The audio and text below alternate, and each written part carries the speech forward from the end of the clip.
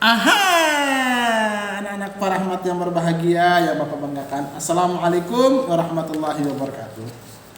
Alhamdulillah, wassalatu wassalamu ala asrafil anbiya'i wal mursalin wa ala alihi wa sahbihi wa sallam tasliman katsira tsumma amma ba'd.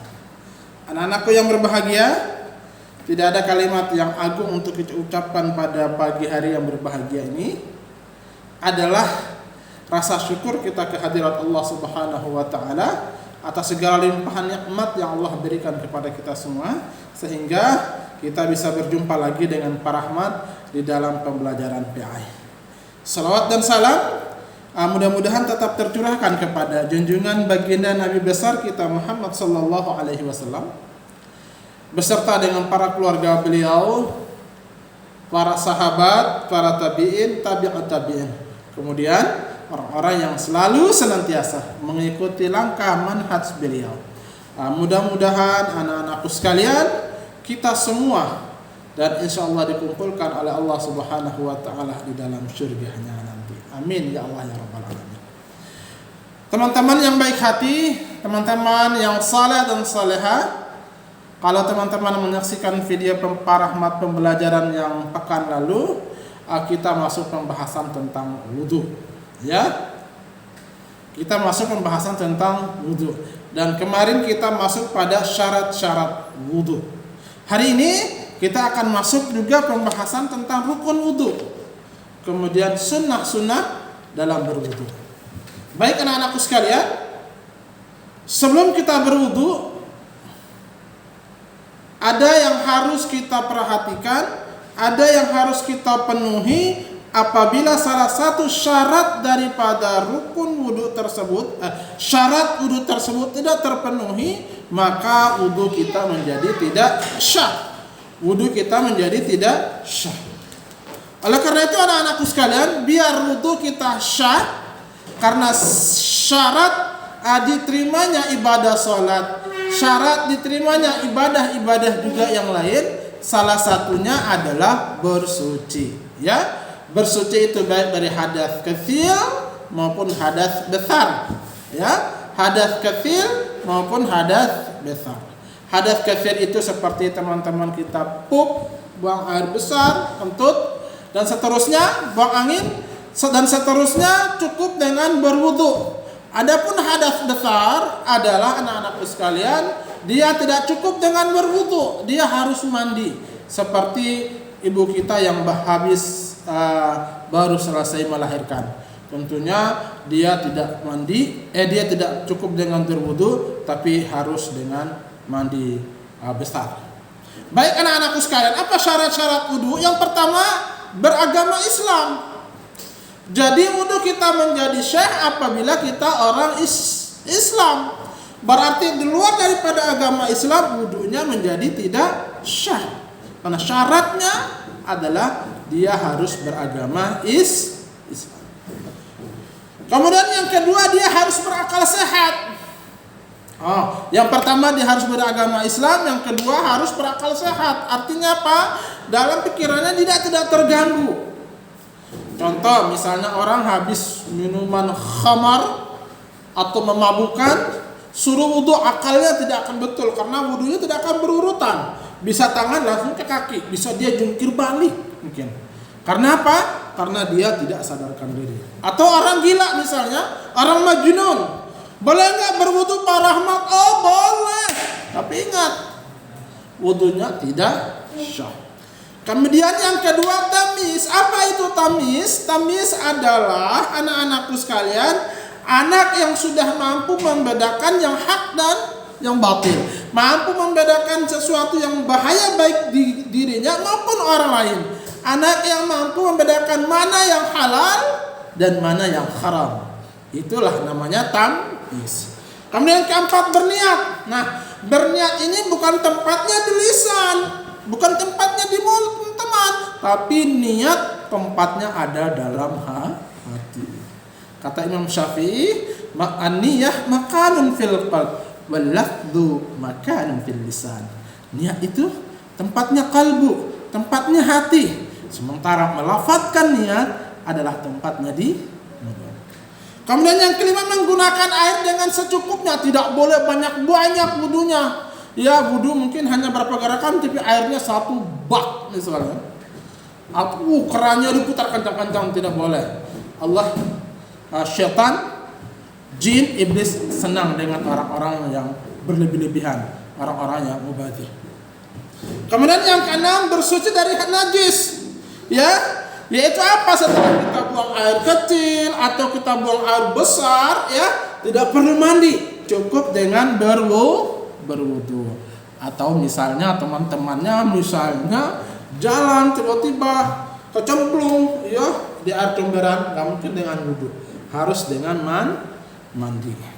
Kemudian yang ketujuh, kulit kita tidak tertutup benda apapun. Nah, ini biasanya anak-anak Pak Rahmat nih habis jajan permen nih, ada gambar Hello Kitty ditempel di tangannya, ada gambar Boboiboy ditempel di tangannya, ada tatonya. Ya, harus dihilangkan supaya apa? Air tersebut tersampai di kulit atau pori-pori kulit kita. Nah, kemudian yang selanjutnya adalah kita masuk pembahasan berkaitan dengan rukun-rukun wudu. Tapi sebelumnya anak-anakku sekalian, apabila kita terkena najis, kemudian setelah kita berwudu, kita tidak perlu lagi bersuci, kita tidak perlu lagi berwudu, cukup menghilangkan dari badan saja, ya.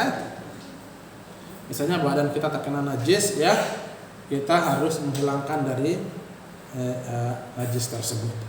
Kemudian kita masuk pada rukun-rukun wudu. Yang pertama, perhatikan anak-anakku sekalian, rukun wudu ialah hal-hal yang harus kita perhatikan, hal-hal yang harus kita lakukan, hal-hal yang harus kita kerjakan ketika hendak berwudu. Apabila ada salah satu rukun wudu tersebut terlewati dengan sengaja, maka wudu kita menjadi tidak syah. Ya, wudu kita menjadi tidak seharus berurutan. Ya, rukun-rukunnya harus terpenuhi, maka wudu kita akan menjadi sempurna. Dan insya Allah setelah wudu kita melaksanakan ibadah apapun, insya Allah apalagi ibadah sholat, insya Allah sholat kita akan diterima oleh Allah Subhanahu wa Ta'ala. Apa saja sih? Ada berapa sih rukun-rukun wudu? Yang pertama ada 6, insya Allah akan kita bahas. Yang pertama, membasuh muka dengan sempurna. Membasuh muka dengan sempurna. Nanti Pak Rahmat akan kirimkan video praktek wudu, ya.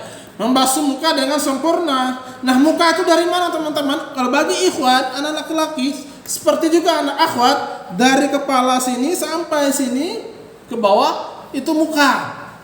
Ya, dari sini tren ke kuping bawah sini itu muka. Nah, bagi ikhwan anak laki-laki yang berwudu kan berjenggot tuh, maka tangannya habis berwudu muka diselah-selahkan di jenggot. Maksudnya apa? Bukan cabut jenggotnya, tidak. Maksudnya adalah supaya air tersebut tersentuh kulit-kulit yang ada di dalam pertumbuhan jenggot kita. Ya. Jadi anak-anakku sekalian, membasuh muka dari jidat, dari sini cerat sampai sini muka. Adapun leher bawah itu bukan muka, yaitu leher, ya. Kemudian yang kedua, membasuh kedua tangan sampai siku. Nah, ini tangan sampai siku. Ya. Ini namanya siku, dari tangan, ujung tangan sampai ke siku. Mulai dari yang kanan ganti yang kiri, atau mulai yang kanan lagi, atau habis yang kanan atau yang kiri. Asalkan dahulukan yang kanan. Melakukan segala aktivitas yang bernilai positif atau ibadah, maka dahulukan yang kanan. Kemudian yang ketiga, mengusap seluruh kepala termasuk telinga. Nah, Bapak buka lagi peci, air ambil dikit, ya.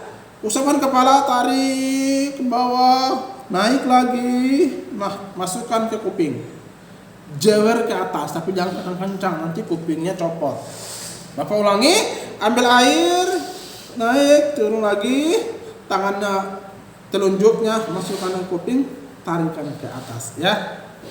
Nah, kemudian yang keempat, membasuh kedua kaki beserta sampai dengan kedua mata kaki. Nah, misalnya ini kaki, ini mata kakinya harus lewat.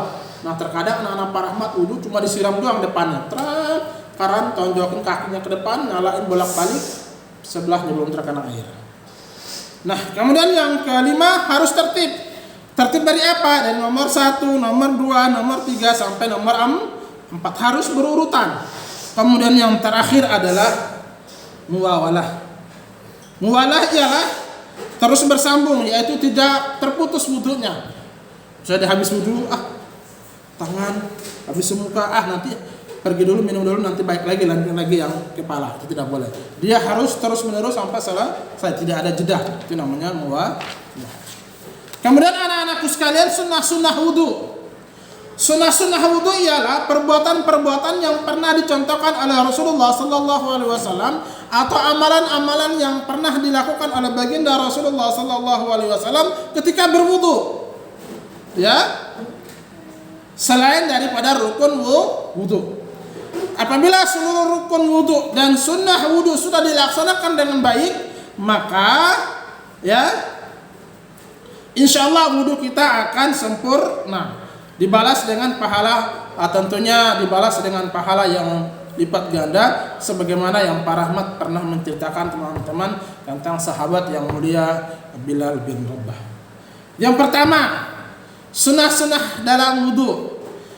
Pertama, bersiwak.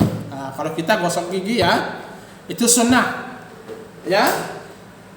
Dalam sebuah hadis Nabi sallallahu alaihi wasallam, laula an asyqa ala ummati la amaratuhum bisiwak inda shalah. Ya, seandainya siwak ini tidak memberatkan umatku, maka aku perintahkan setiap mereka melaksanakan salat sebelum melaksanakan wudu, bersiwak.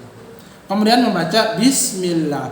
Jangan dibaca sampai habis. Bismillahirrahmanirrahim. Itu membaca Quran, ya. Setiap memulai suatu hal yang baik, ucapkan bismillah dengan menyebut nama Allah. Kemudian yang kedua, memasuk kedua telapak tangan. Nah, itu sunnah boleh. Telapak tangan itu dibasuh lagi. Kemudian berkumur-kumur 3 kali boleh. Berkumur-kumur, buang. Wajibnya 1 dan seterusnya. Kemudian 5, istinqaq atau istinsar. Istinsyaq yaitu memasukkan air ke dalam hidung, ya. Sementara intisar adalah mengeluarkan air dari hidung. Jadi ketika masukin, kumur, buang menggunakan tangan kiri. Kemudian yang keenam, membersihkan sela-sela jari dan kaki. Misalnya sela-sela jari ini harus dibersihin. Dibersihin juga dengan kaki. Kemudian mengusap kedua telinga. Yang kedelapan, mendahulukan anggota wudu yang sebelah kanan terlebih dahulu. Itu sunnah. Kemudian terakhir, yang 9, membasuh anggota wudu sebanyak 3 kali. Wajibnya sekali, sunnahnya 3 kali. Kemudian yang terakhir, setelah selesai kita berdoa, setelah selesai kita berwudu, maka kita berdoa. Sebelum wudu kita baca bismillah, kemudian setelah wudu kita baca doa, asyhadu an la ilaha illallah wahdahu la syarikalah wa asyhadu anna Muhammadan abduhu wa rasuluh. Cukup. Atau mau tambah, Allahumma ja'alni minat tawwabina wa ja'alni minal mutatahhirin. Ya. Itu doa wudu. Asyhadu an la ilaha illallah wahdahu la syarikalah wa asyhadu anna Muhammadan abduhu wa rasuluh. Atau kita tambah juga, Allahumma ja'alni minat tawwabina wa ja'alni minal mutatahhirin. Ya, itu pembahasan kita hari ini. Insyaallah pekan berikutnya kita masuk pada pembahasan iman kepada malaikat Allah. Ya, iman kepada malaikat Allah. Sekian saja pembahasan dari Pak Rahmat. Mudah-mudahan anak-anakku sekalian bisa memahami dengan baik, dan insyaallah di kelas BN juga nanti di semester 2 kita akan ada praktek PAI, insyaallah masih berkaitan dengan wudu. Wassallallahu ala sayyidina Muhammadin wa ala alihi wa sahbihi wa sallam tasliman katsira. Kemudian tugasnya adalah teman-teman mengerjakan halaman 40 bagian 1 dan 2. Mudah-mudahan kita berjumpa lagi di lain waktu. Assalamualaikum warahmatullahi wabarakatuh.